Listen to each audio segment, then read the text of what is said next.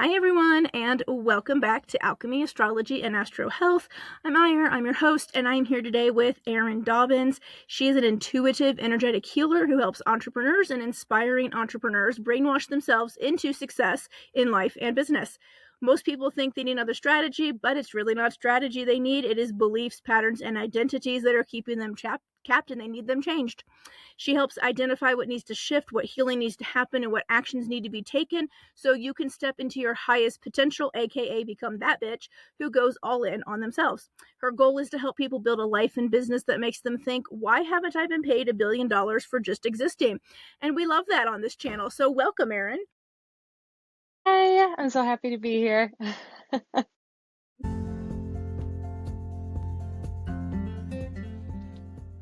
Welcome to the Alchemy, Astrology, and Astro Health podcast. I'm Ira Atla, medical astrologist, astroherbalist, and green witch.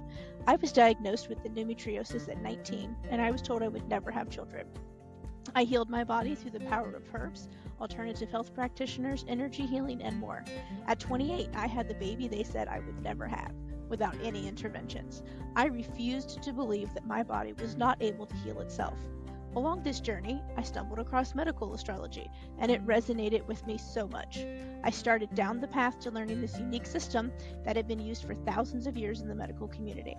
I now help other women heal their bodies using their cosmic blueprint, the unique blueprint that every person has embedded in their DNA from the stars. This system helps me see what's going on in your body on a cosmic level and exactly how to help you give your body what it needs to heal itself. We are all uniquely and amazingly designed, and when we learn to work with our design, love ourselves for how we are designed to function, and integrate the cosmos into our lives, I truly believe that we can see true and lasting health brought into our lives. If you are ready to change your life, heal your body, and learn to deeply love who you are, this podcast is for you. Come join me as I discuss medical astrology, astronutrition, astroherbalism, health, wellness, spirituality, transformation, and so much more. I'm so excited you are joining me. Erin and I met on Threads, I think it was. By the way, if y'all have not got on Threads, y'all need to. It is amazing. I've met so many amazing spiritual people on there. I think my last 4 podcast guests have literally come from Threads by me just mentioning that I had a podcast, and people were like, hey, can I be on your podcast? So it's been awesome. Yeah, that's so funny. Yesterday I was thinking about Threads myself because I think it's almost like the new Facebook in a way. And I feel like it's almost easier to find opportunities. Like if you're looking for podcast guests, if you're looking to apply for speaking opportunities, or if you need help, also promo, we're not getting sponsored by Threads. We promo Threads. Yeah. I love it. I'm a very verbal processor, so that's why I like the podcast form, because I can just talk about things, and I love to talk. But Threads is basically me being able to talk, but in written form. So it's literally all of my crazy random thoughts I can just put on there, and people eat it up, because it's really what people want. We want that human connection, and I find that with so much AI crap going on in the world, that a lot of people are really searching for something a little more meaningful, and Threads just feels a little more meaningful than some of the other sites anymore. Yeah, it's like some of these other places, I feel like, honestly, Instagram, I feel like Instagram starting to catch up, but they only reward you if you're kind of being like everyone else. If you're using trending audios, if you're doing the trends that are happening. But I feel like something like Threads and TikTok does this too. You get rewarded for your authenticity, and you really find your people on there as well. So I completely agree with that. 100%. And I know you and I are both all about just being our authentic selves. So it's really easy to do that over there, and it helps just attract the people that you're meant to, attract. And it's been a great boon for my business, and I'm sure it has for yours too, to have this thing that blows everything up. You're talking about the whole in your business practice and helping others, just changing that identity and that identity shift. And that's really funny that you and I met, because this year in January I attended a challenge that this woman does, that I actually met on Threads as well, that was Delulu is the Salulu, and I was like, this is interesting, what is this about, kind of a thing. And so I was kind of reading some of her stuff, and it was very much that whole same thing as like shifting your identity and kind of living, as she calls it, in the Deluluverse for a little bit, where you just know that you are, you are that billionaire who's getting paid to do your stuff. You are that person, and kind of just being a little bit delusional, but like in a good way, right? To transform your life. And so I went to the challenge because it sounded interesting. And oh my God, since then there has been so many shifts by literally just being a little bit delulu about things, and I love it. And then I met you, and I was like, oh my God, this is like so aligned because you're totally on the same wavelength, it feels like, with that. And you maybe don't use those same words, but I feel like that's similar. Does that sound about right? It's so funny because when I first joined Threads, she's like the first account that I saw and followed. So it's so funny you're bringing her up because I was like, oh my God, I love her branding around that. And that is actually very much in alignment with me. Like right now, I got fired from my corporate job back in December and I moved in with my in-laws in the middle of nowhere. When I say nowhere, people say like I live in the middle of nowhere, 90 minutes from a grocery store. Okay. 40 minutes for the gym. If I'm walking, like I'm on a country road type of like middle of nowhere situation.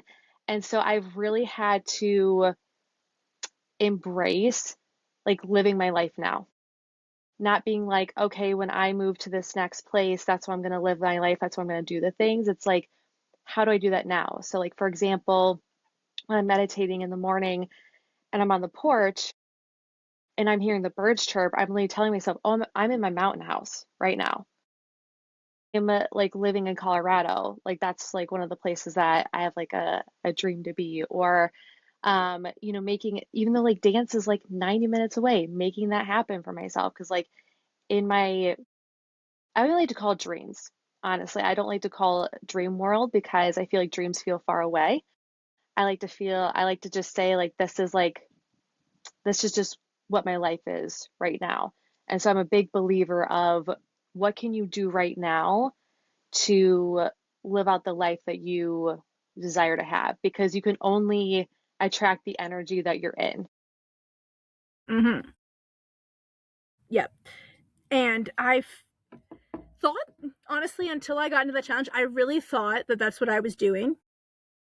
And then when I got into the challenge, she started like mentioning things and talking about, different things that you can do and things that she has done. And I'm sitting there going, oh, I really am not being as delusional as I could be about what I want in my life, right?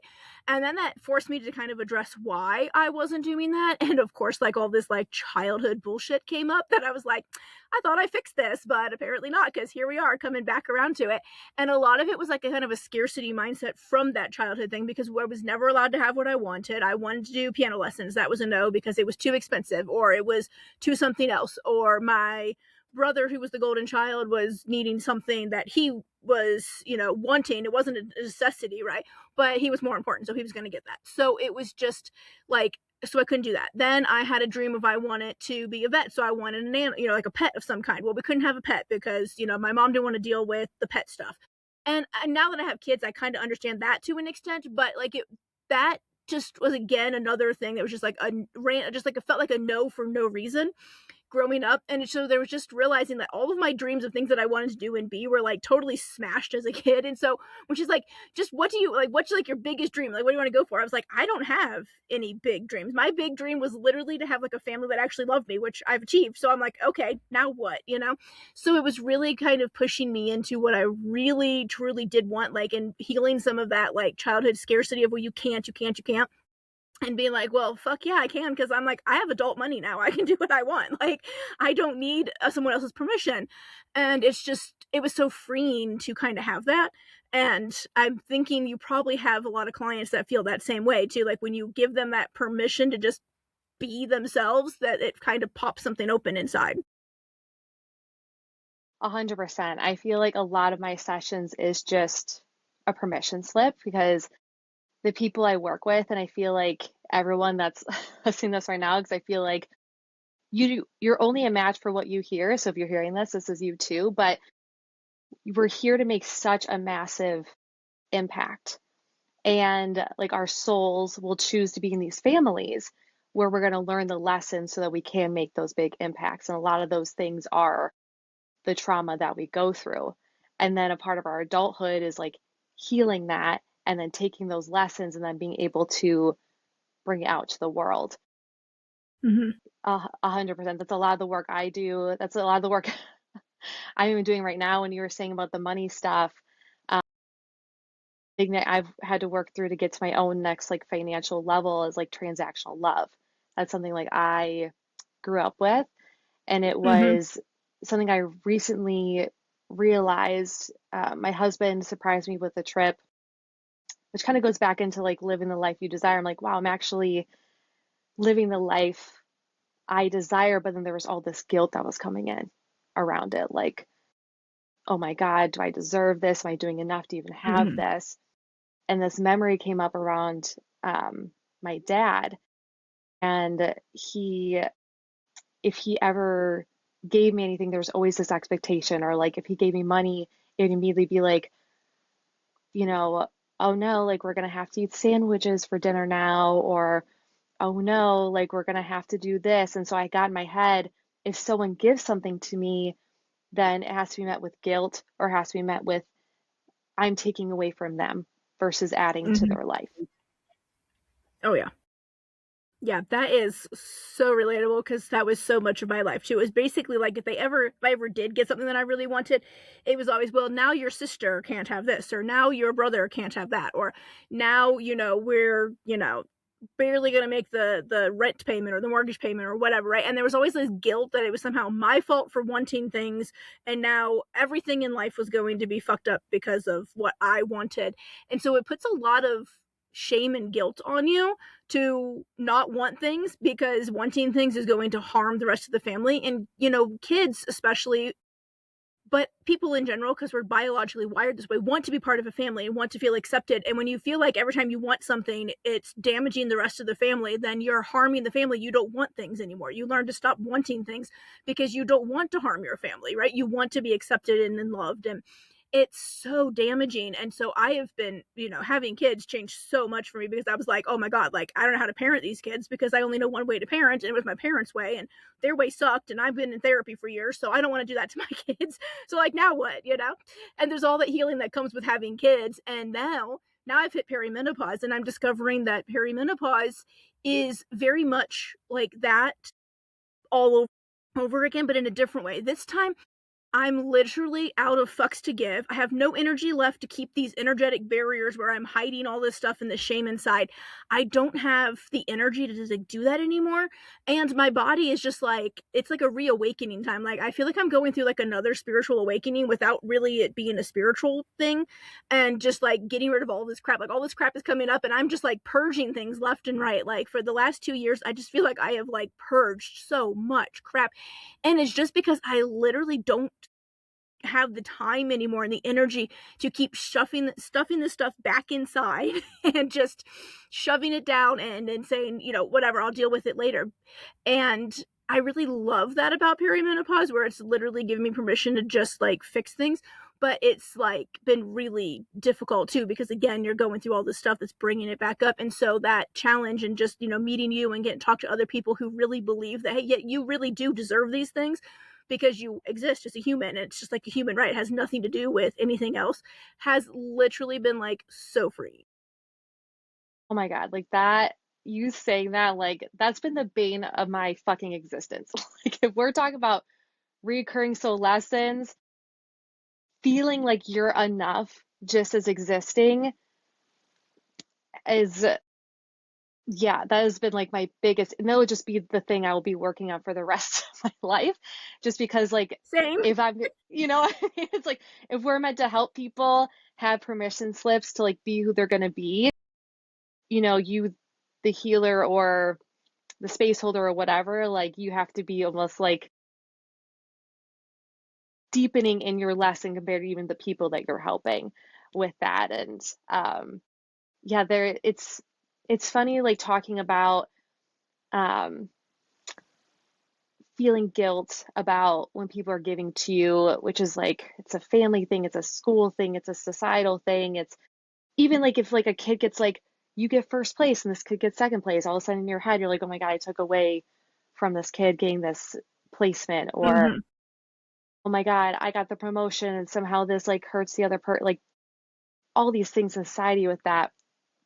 But something that I've recently been really, really working on, with the enoughness and feel and really seeing how there's really no competition. We're not taking away from everyone. We're actually adding to people's lives. Is really this idea of a commitment to me is a commitment to them.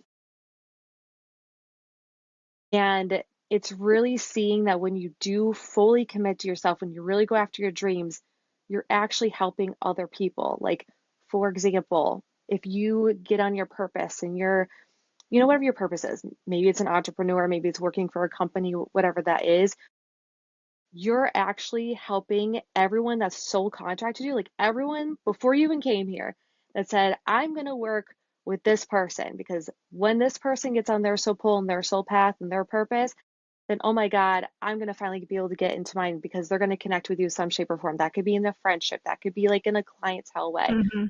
So you getting on your purpose is actually a commitment to those people, or like you being visible. Like I feel like people feel this weird sense of guilt or shame or like, oh, it's so weird or cringy that I'm being visible. It's like, no, you literally need to be visible for the people that you are so contracted to help to find you.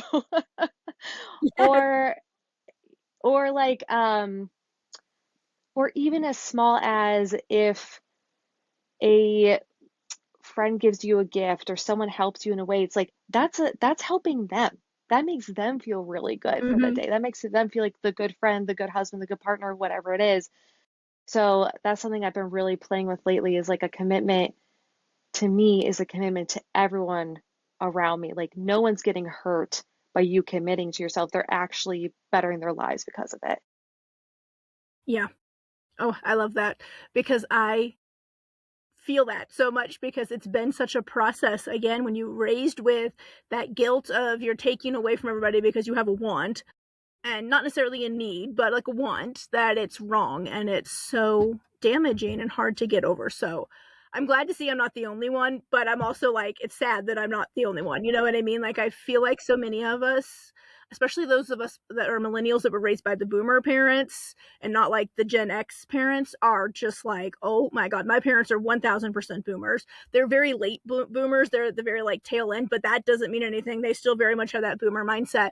And it unfortunately, I think a lot of boomers didn't want kids, but it was the expectation that they have kids, so they did the societal thing that was right, and they hated us because they didn't actually want us. They didn't want us around. They didn't want to be burdened with us. They barely gave us the absolute necessities they had to legally, which was a roof over our heads and clothes and food until we turned 18. And as soon as we turned 18, most of us were like literally, okay, time to go, get out of my house. We're tired of you being here, and kicked out and on to your own, figure it out, with no training or understanding of how to be an adult, because they didn't ever do that either, because heaven forbid they talk to you about money or how to pay bills or anything, right? Because that was their stuff. You weren't allowed to touch it. And you just like, I feel like a lot of us just floundered for quite a while, and that's why now here we are in like our 30s and 40s, and we're finally feeling like we have like done something with our lives, or like we're finally healing and we're like moving forward and we're able to do this stuff. And I think is why there's so many like millennial women especially that are like now where we are in our age range and in time of life, where we're just like saying fuck it all and really coming into our own, because we're really finally shedding all of that crappy shit that our boomer parents gave to us. And I'm really appreciating that so many of us now are realizing that, hey, we don't want kids, and just aren't doing it if they don't want them, right? Instead of just doing it because society says you have to.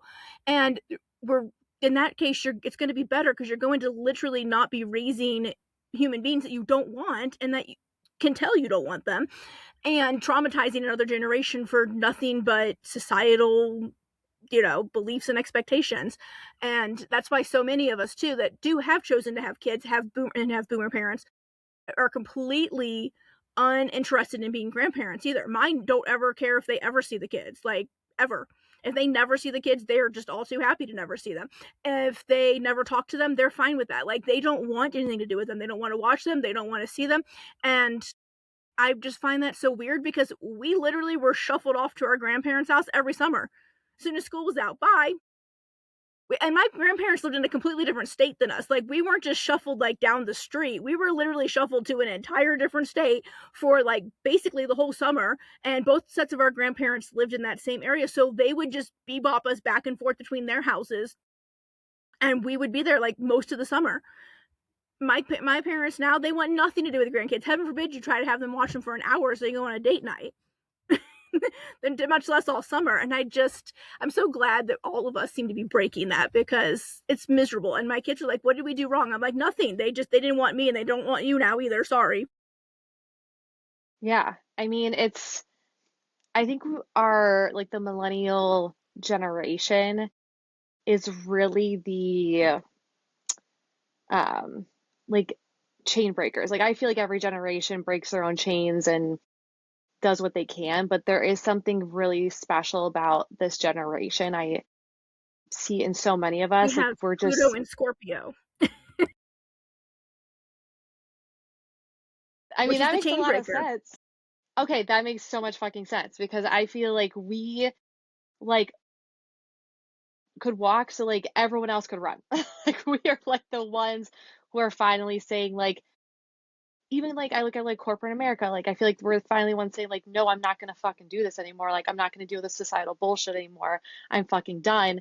And then it's like helping all these, generations behind us to be able to step up and use their voice because we started that for them. And it's really interesting. I've actually looked into my own mom's soul contract, because my mom was an alcoholic and still is to this day. And I, growing up, always felt like, God, she is meant for so much more. And maybe you felt that with like your family and things like that. Like, God, you could see like their light, but they never like went after it. And so I was just always curious about my own mom. And so looking in, it's like she was, because she has such a gift with animals. I was like, oh my God, she was meant to do all these things with communicating with animals and sharing that with people. And she was actually meant to be the one to break the chains, but she didn't. Um, and it was really interesting. It's like no matter what we're no matter what people were set up to do, it's like you still can do the things that you want to do. Like, even if the people in your life are meant to be like, oh, she was meant to be the one to break the chains, and that was going to help me, see like healing's possible and do my own healing, even though she didn't, it's so cool how we're still so divinely guided and supported for us in our own life. There's nothing that can ever stop you, ever. Like your family, trauma you experience, people around you, society, like whatever you've gone through, like nothing can ever fucking stop you. Like that's 110% on you. Just like, and that was something I've really, really had to work through because I took so much responsibility for my mom's healing, like all of my life. And I recently had to do a lot of forgiveness work around myself with that. Um, and yeah, it's so funny when you're channeling because you're like, wait, what did I just say? Yeah, I really had to work on my own forgiveness and healing in Mm-hmm. that and letting that go and not taking responsibility for those things anymore. Yeah. My mom put a lot of responsibility on us kids, more so me, I think, because I was the oldest, but a lot of responsibility of her emotions on us. We were responsible for her emotions and how they came to be. So everybody in the house always had to be happy, because if we weren't happy, then mom's mood would be bad and would be upset and mad and whatever. And then it was our fault because we weren't being who we should have been. It was never her fault for her own, whatever. And she's still very much like that. Apparently, I don't know. We don't speak anymore, and I've kind of had to cut them out because of some horrible things that they have done. But so it's been, I don't know, going on 9-10 years now. But there was always this underlying kind of like tension in the house where you always had to be walking on eggshells, because anything you did that was showing an emotion of any kind that wasn't happy all the time would upset the balance in the house, which was very precariously balanced on like the edge of like a, the tip of a needle. So it was just, and it would upset, and then all hell would break loose. Mom would be pissed all day. It would just, as soon as, if dad had been gone at work or whatever, when he came home, she'd be like, you got to deal with these kids. They're horrible. And then she's getting him all riled up. So then he's screaming at us, even though he has no idea why he's yelling at us. He's just been riled up by her, thinking that we've been doing these horrible things. And we've literally just been being kids. Like, now that I have my own kids, I'm sitting there watching them do things going, I did shit like this when I was a kid. And I'm like, they're just being kids. Like, this is just them being kids. And the one thing my mom did say to me was like, well, I hope you have a kid just like you one day so you can see all the bullshit that you put me through. Well, I have had a kid who's just like me. In fact, several of them, because all of my kids are neurodivergent, just like me, right? And so they're all very similar to me in how they behave. The one is very much like me. And every time the one who is so much more like me than the rest, like, starts doing anything, I'm like, you know what? I did this as a kid, and this is fucking delightful. My kid is delightful. Like, I love being around my kids. They're amazing. They have such cool. I'm like, why was this upsetting to my parents? Like, I don't get it. And it's never, and so I didn't, and then they mentioned it as a curse, but it came out to be a blessing in my life because it just made me really look at my kids in a different way and realize that, they do things that are annoying sometimes, but hell, I do things that are annoying sometimes. It's part of being a human, right? Like, that doesn't mean that I don't get to raise them appropriately, or I get to scream at them constantly, or I get to treat them badly because they're doing something that is upsetting to me. That's a me thing that I got to work on, not a them thing. And I've never once tried to put my emotions on my kids. And that took work, let me tell you, because I didn't have a good example of that. And it's been such a journey, but I feel like I have done pretty well because now I have adult kids. Some of them are adults, some are teens now, but I have adult kids that still want to come to us. They still call us for help, and they want to talk just to talk. They want us to come visit. They want us to see them. They call us up. You got a new grand dog. I'm like, yay, more grand dogs, because none of them are ready or even want to ever have children, which is fine with us. Like, live your own life. But so now we got 2 grand dogs, and so we got all this stuff, and it's just like such a different vibe.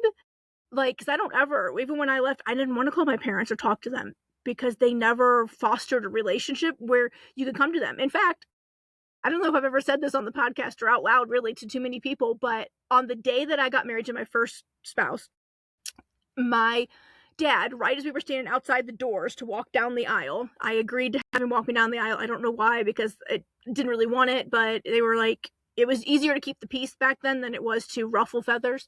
Now I wouldn't give a fuck, but, back then I was only in my 20s, So right before they're getting ready to open the doors for us to walk down, my dad says to me, just so you know, you're his problem now. If anything comes up in your marriage is between you and him to fix, don't come home and bother us.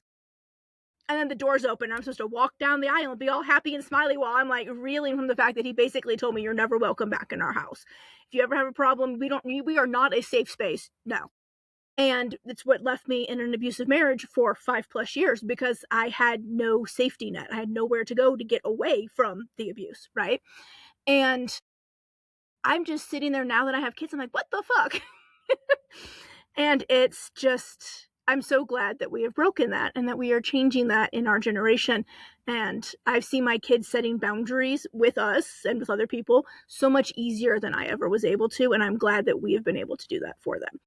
We're the Scorpio Pluto generation, so we are here to be the generational curse breakers and to fuck this shit up. And then all of the people that came after us were in Sagittarius, and then in Capricorn, and now in Aquarius, being born in Pluto like that are, literally here to bring, other changes in other ways. And now that we're in Pluto and Aquarius, it's literally societal changes, which is why we see so much upheaval going on. Yeah, that could be a whole nother podcast talking about yes, the world and all about American politics. We'd never shut up. Yeah, we won't go there. We won't go there on this podcast. Have you found with like having kids that's created like a deeper sense of love within yourself, like them being a mirror in that way? Mm-hmm.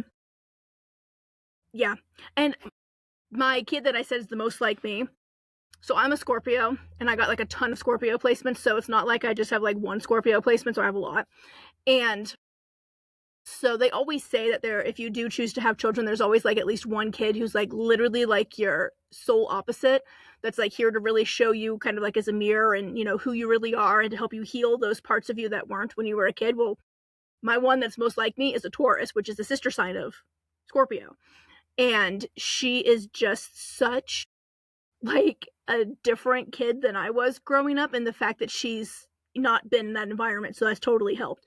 But she's just like much more grounded in a lot of ways than I was, and she's just like wise beyond her years, and it's been so healing to have a kid who literally is me, but like a mirror, basically literally a mirror of me, and see how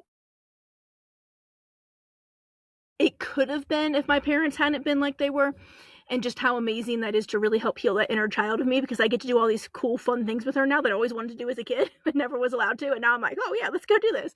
And it's just fun and it's delightful. She's like a delight to be around. All my kids are a delight to be around. I love my kids. I love hanging out with them, and they're amazing. And it's just, she is 100% though the one that was sent here as like my soul, opposite on purpose to help heal a lot of that stuff, and it's been wonderful. And I'm glad that I've had that opportunity to, just guide her to her path and put her out into this world to do whatever good she is here to do. It's cool because it kind of shows like time doesn't exist. Like hearing you talk, it's almost like I can feel your inner child is almost healing from those times. It's like it's almost like shifting the experiences that you had, which is just like so special and cool to be able to have that like in your own life with your kids. And um, I don't have kids yet. There's actually a time and place I did not want kids, and then I last year all of a sudden like started, actually it was actually funny. I was visiting a friend, and you would think that I would not want kids from this, but she was just telling me how stressful it was with the baby and all these things, but then the baby came out, and just like the unconditional love that I Mm-hmm. saw, like I've never witnessed anything like that, like from an outsider point of view, and it just hit me all at once. I'm like, oh yeah. And I know I've also seen this little boy that's going to come in at one point, who knows? We'll see how that happens. But something I have similar right now in my life is my brother. So my brother has autism, and he is, it's very interesting because while I was more aware of what was going on in the house and he wasn't, we both have such similar, I don't like to call them issues. Things were healing, I guess is the best way to put it. And it's Yeah. just very validating to like have that. Like it almost to me, it's like inner child healing, because when I was growing up, I felt so alone. Like, oh, my brother's the easier one because he's not saying anything, versus I'm the one speaking up, being like, hello, like, does not anyone see like the addiction that's going on? Because my dad basically, and this is also the crazy part about kids. Kids are so fucking intuitive, and Mm-hmm.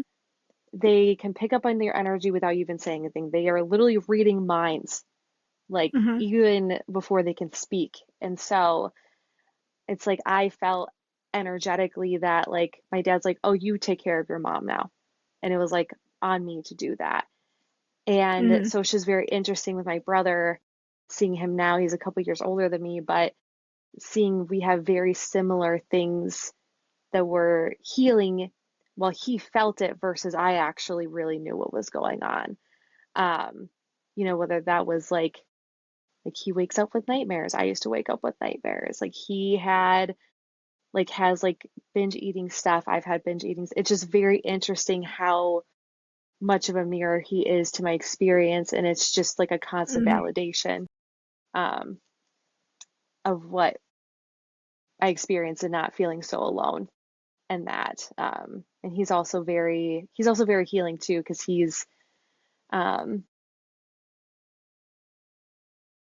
he just loves like going to arcades and doing all these playful things, and it's very inner child healing too.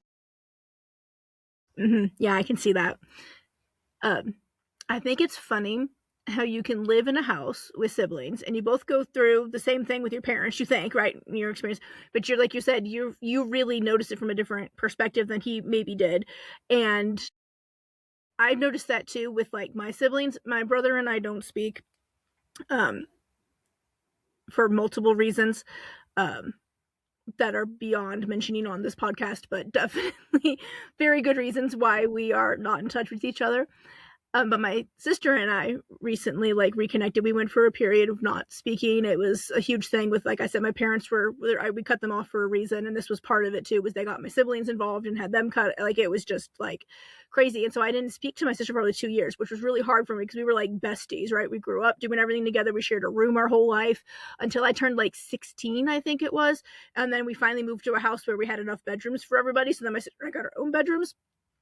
And we hated it. Let me tell you, I could not sleep at night because I was used to having another person in the room. And so now any weird noise I heard, I couldn't like push off on, oh, that's just my sister making a weird noise in the middle of the night. Now it was like, no, that's definitely a ghost, or there's like something terrible in my room. And so we literally, for the first, like, I think 6 months after we got our own rooms, we spent every night in each other's rooms. Like, one of us would either wake up in the middle of the night and go to the other room, or vice versa, like every night. Like, it was crazy. I don't think I slept in my own room more than like probably half of that time if she came to my room first and I didn't make it to hers beforehand. Like, we were just down the hall from each other. It was crazy. And then even after I became an adult and moved out, she came with me and we lived together at a house. So like, we did all the stuff together. We did everything together. And she was in my wedding. I was in her wedding. Like, it was just like everything, you know? And so when she stopped speaking to me, it was really, really fucking hard for me because I was like, didn't she like had the same experience. We grew up in the same house. Why is she not seeing what I'm seeing about our parents? Right. And so finally, a couple years later, her husband reaches out to me and he's like, I know we haven't talked to you, but I'm just saying, like, I am so sorry. I'm apologizing on my behalf, your sister's behalf, everybody's behalf, because we're realizing more and more that you were correct about your parents, and we're really sorry that we didn't see it, kind of a thing. But like, now they're doing the same things they did to you, to your sister, and she is not handling it well. My wife is an absolute disaster. She's a mess. I don't know how to help her. Like, I'm beyond being able to do this. So, I really would like you to talk to her if you feel up to it. And so he kind of reconnected us, and I talked to my sister and she immediately apologized. And so after a while of us, reconnecting, I got talking to her. I was like, did you not notice? And I'm like going through like ABC, like the list of things growing up. And she was like, no. She's like, I don't know if I just have blocked this all out because like it was so traumatic that my brain has just like ceased to remember it because it's just easier. She goes, or if we just had such different experiences living in the same house because mom and dad really focused so much of their hate and energy on you. And my sister's the middle kid, so I'm thinking there's a lot of just she got neglected and ignored a lot because that happens with a lot of middle kids. My brother was the golden child. He was the youngest. Everything revolved around him. And then all their like hate and anger was directed at me. So I think my sister kind of missed some of this stuff. Thankfully, maybe on her behalf. But she just didn't really get it. So when I left that situation, right? Because in the family where there's a scapegoat and a golden child, there always has to be a scapegoat. And so when the scapegoat evacuates that position, it leaves a hole in the family. So someone else has to fill that. Well, unfortunately, the only one left was my sister because they're never going to put my brother there. So he was never going to fill that. So she got pushed into that position and they started doing a lot of the same things that they did to me to her. And she was like appalled, like, oh my God. And she was like, oh my God, this is everything that, Ira has been telling me for years. And I've been telling her that she's crazy. She's like, she's not crazy. My parents are crazy.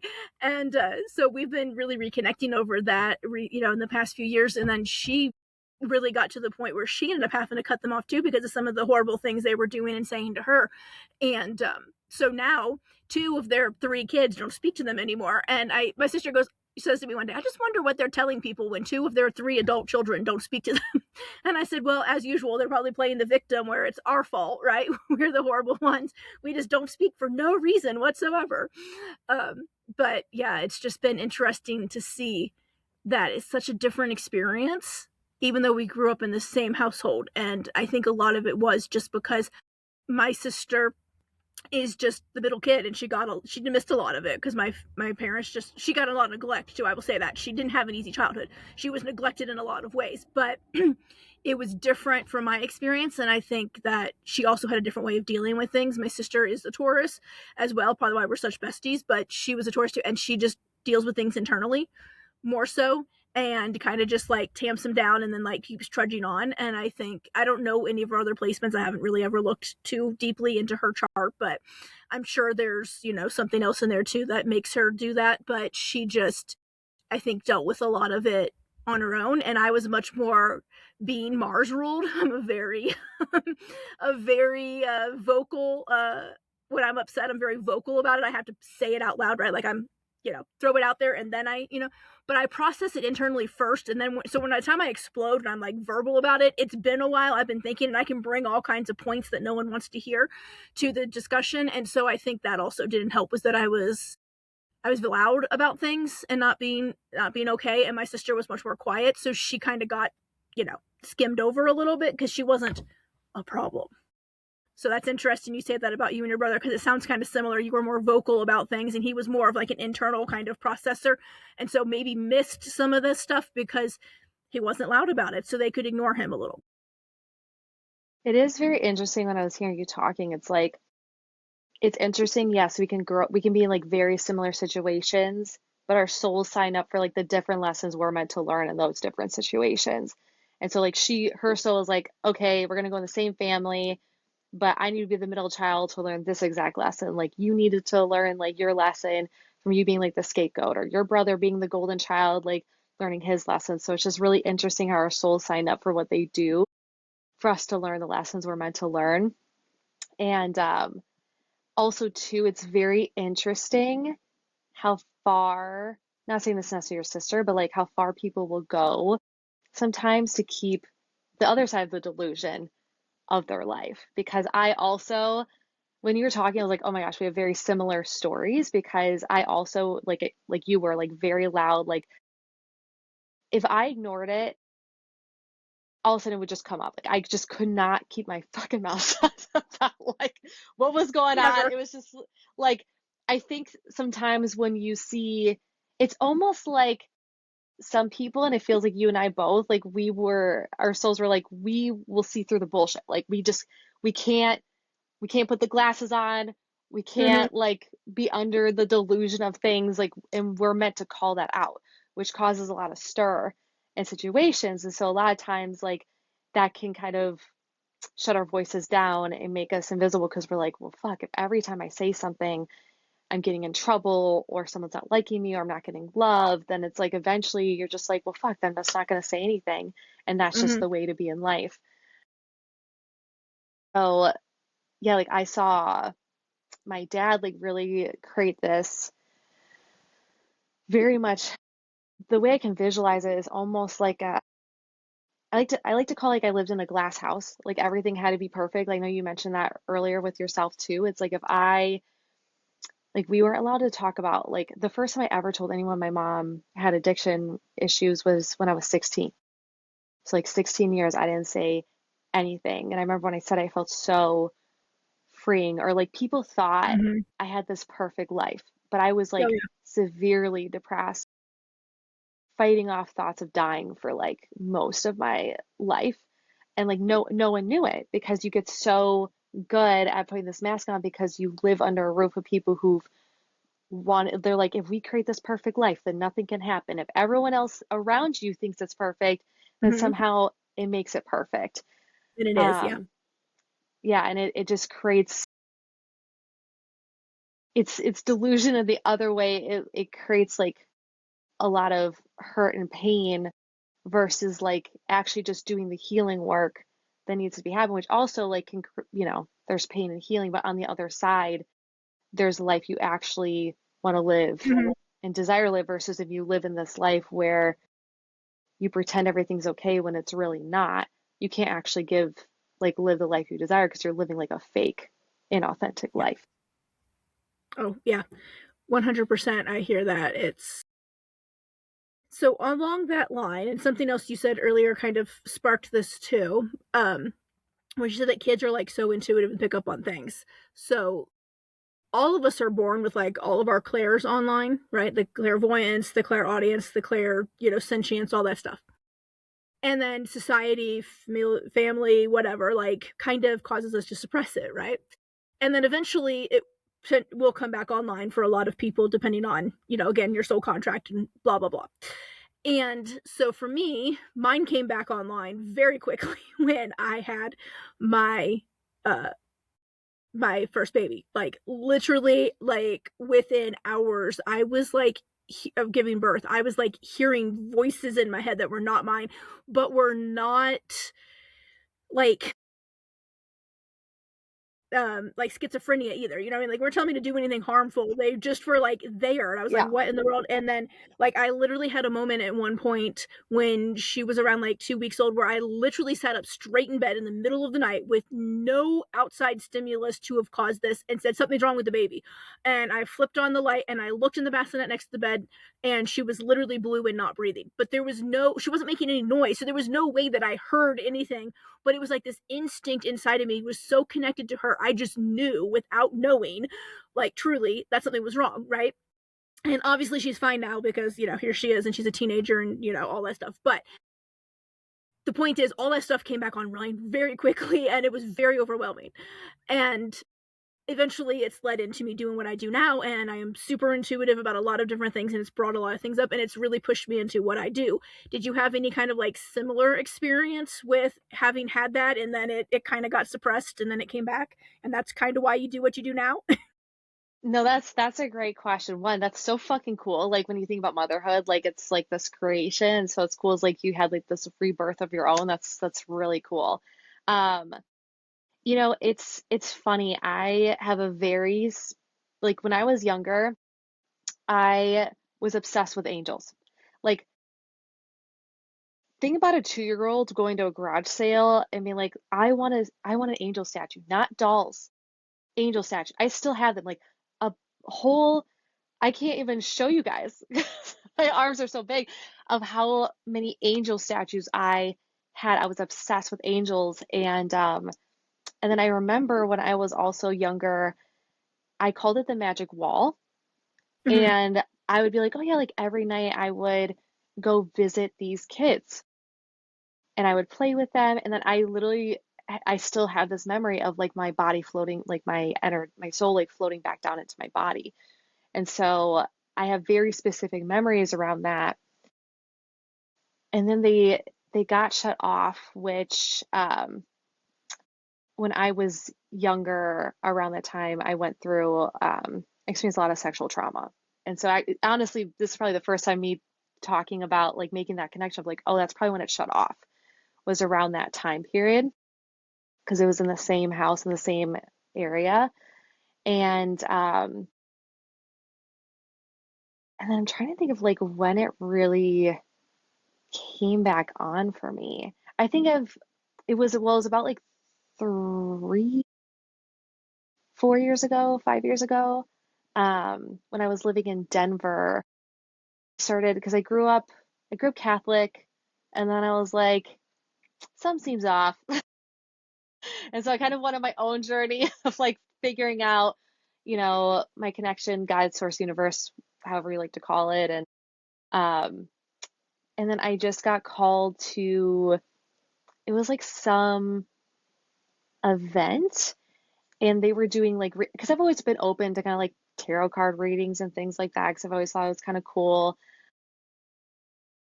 And then I remember meeting with this person and she did a reading with me. I can't remember what the reading was, but she said like, "Oh, I would love to do a Reiki session." At that point, I didn't even know what Reiki was, but I was like, "Okay, sure. I'll go do this thing. I don't know what it is, whatever."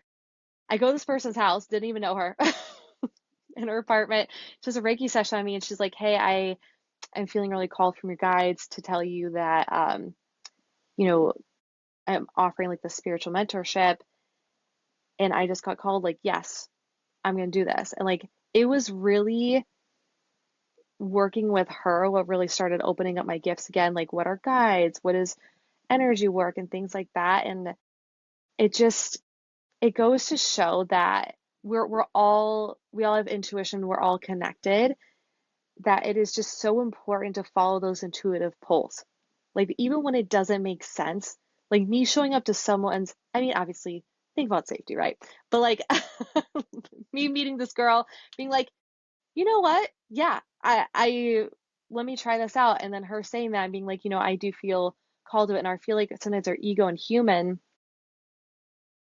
A good way to tell if it's your intuition or ego, it's if you're being called to something and then all of a sudden you get this feeling of like, oh, maybe I shouldn't. It's Hmm. like, I would check if it's your ego, especially if that thing is something like I would then sit with that and say, is this thing going to really help my life? And if it is, then that's definitely your ego that's trying to stop you because your ego and your brain, they're not set up to help you. I hate to say that, but they're not. They're set, Hmm. they want to keep you safe. That's it.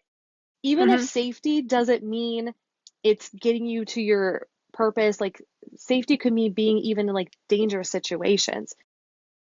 And so that's why it's just so important to differentiate like your intuition from your ego and like follow those intuitive pulls. And if you're being pulled to something, but you feel scared, like to move through it and really see like the pros and how that's going to help you. That's kind of how to differentiate that. Because there's a long time I did not follow my intuitive pulls, and I don't.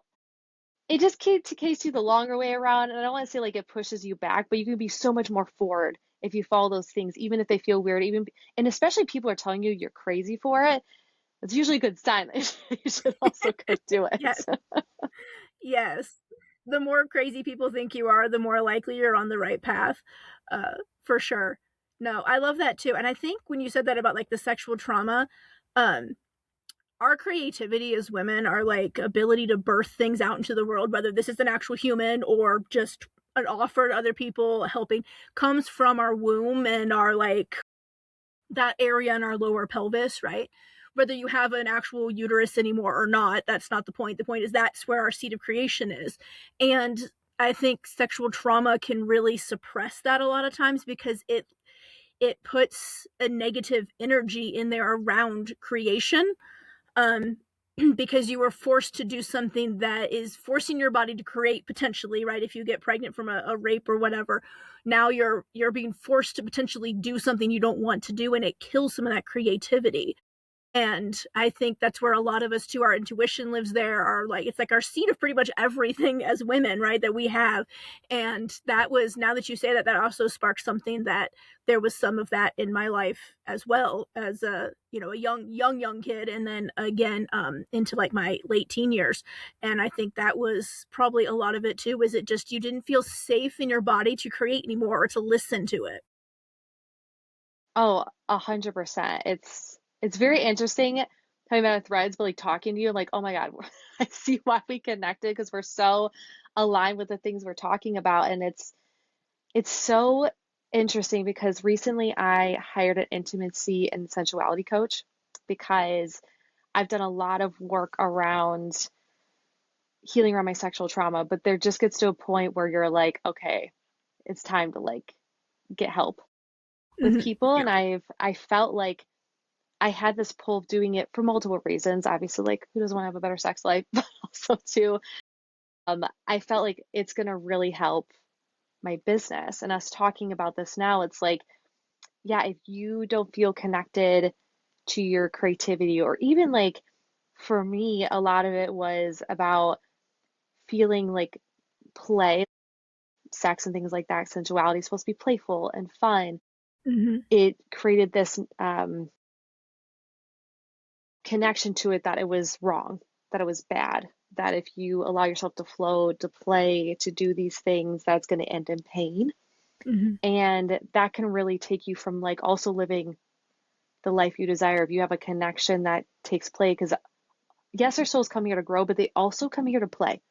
Like we're not meant to live lives that like suck and are supposed to be always like so hard, and we're supposed to like even deep healing can be like funny and fun. And like I like do something in the car where I call the honest hour, and I will just like say a bunch of things. And I was crying, and then all of a sudden, because I was thinking about like, oh, I feel like my mother-in-law looks at me as like a freeloader, and I'm like on the couch and I'm working on my phone. What does she think of me? And I started laughing because something so small as me having like my socks off and having my like feet out, I was like, oh my gosh, she thinks I'm a freeloader because of that. And I started laughing. I'm like, that's so silly that I'm sitting here being like, oh my God, if I have socks on, I'm professional. But if no socks on. I'm now a freeloader who doesn't do fuck all.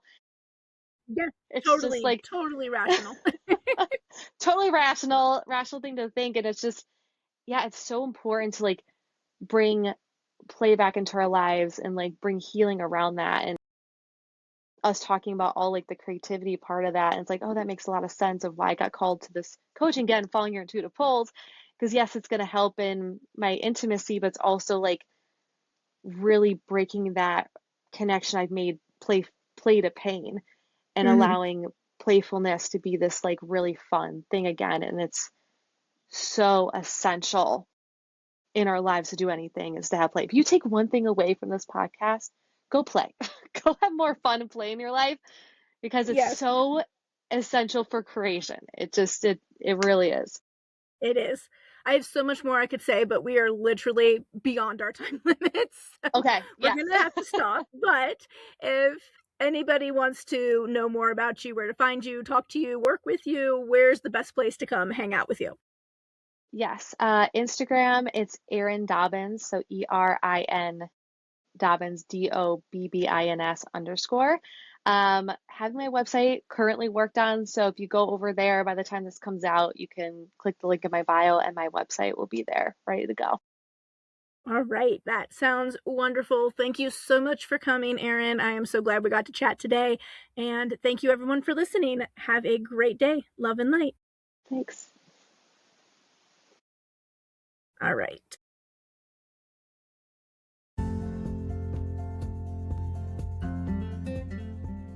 Thank you so much for joining me for another episode of Alchemy, Astrology, and Astro Health. I hope you enjoyed today's episode as much as I enjoyed making it. You can find all relevant links to today's show in the show notes below. If you loved the show today, please subscribe, follow, and leave me a review. I love to hear your thoughts, and it helps me know what is a hit and to make more of that content, especially for you. If you want to learn more about me and how I can help you, head over to atlaastrology.com. There you can sign up for a medical astrology package, download my free sun sign in your health ebook, read the blog, and so much more. If you want to connect more outside the podcast, follow my Instagram channel @AtlaAstrology or join my Astro Connection community, the link to which you can find in the show notes. Until next time, love and light.